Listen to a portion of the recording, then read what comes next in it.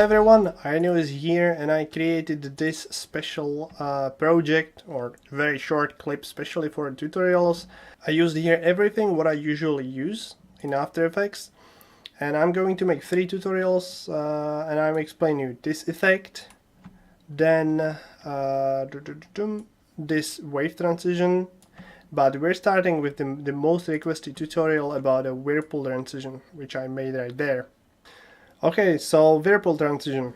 How do I made it? It's actually really easy, but you have to know some basics about this effect. All these transitions are like center based. It means the rotation is in the middle of the screen. So you usually need, or what you should have, are 2 scenes with the central composition as well. So I have guy or girl or whatever in the middle. So this one is okay. And I have this little bit like explosion. I don't know what is this, but this scene has center composition as well. So both are okay. So I know I can use the Whirlpool effect and it will work. All the effects I always adding into adjustment layer. If you don't know how to do it, just new adjustment layer.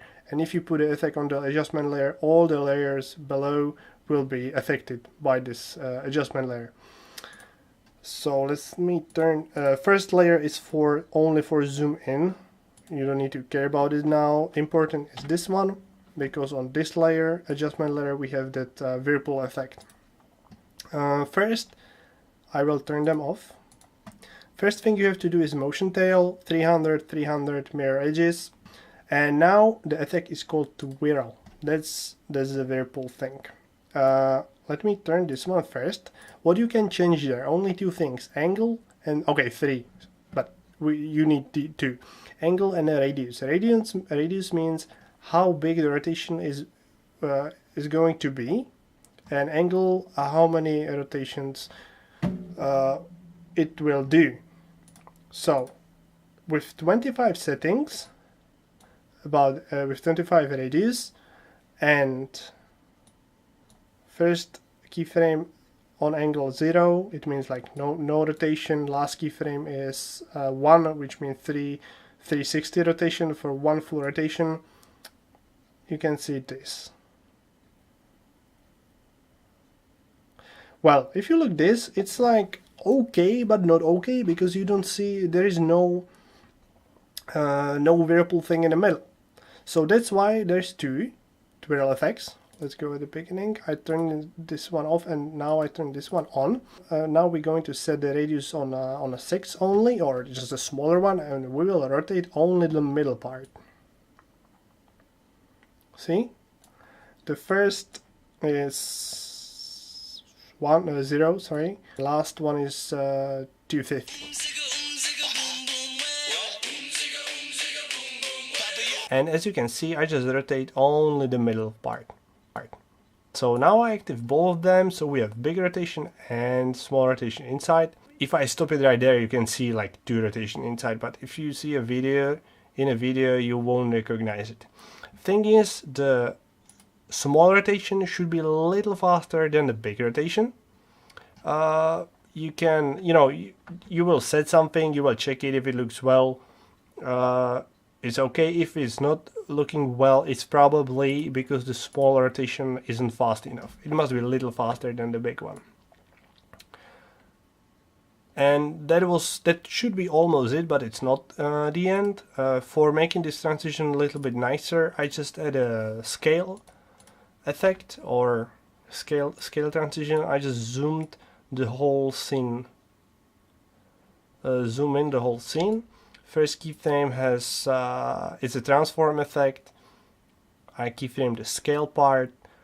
Sorry, I just go there. First keyframe is 100%, so scale is normal or original one, and last one was almost like 2.5 times zoomed in.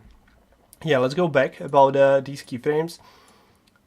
Let me see a graph. You should set them like this on this kind of curve, because with this the rotation goes like faster and faster and faster, That's what you want.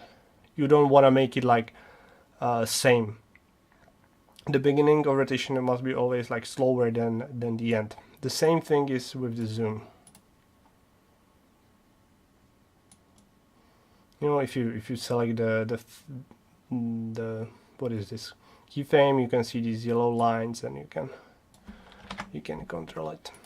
Okay, and the second scene, so we have a rotation or whirlpool thing and zoom in. If you want to make nice transition, you know from my previous tutorials that your transition should continue somehow in the next scene as well. So for this I just use another adjustment layer with effect. Is actually template. I'm not going to explain you how it works. In the description there is a link to the template. It's not a free, you have to buy it if you want it, but I will explain what is happening here only quickly. We have a rotation, we add a rotation with almost full rotation there, with the same direction as the whirlpool thing. So whirlpool is, you know, this kind of rotation, and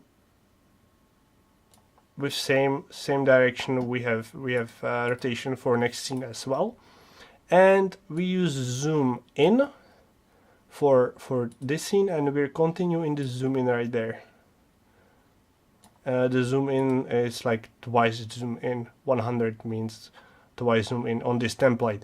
So yeah, that was a whirlpool. One thing is make a whirlpool with the whirl effect. Second thing is connect the whirl effect with the second scene and make it look well. Because if you use only this, you know, let me show you. I turn these layers off, so that now there is no zoom in and there is no zoom out for the, or zoom in for and rotation for the next scene. So let's see how it would look like if I haven't made anything.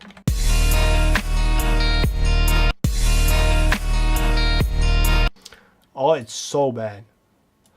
But if I turn the zoom in and the template on,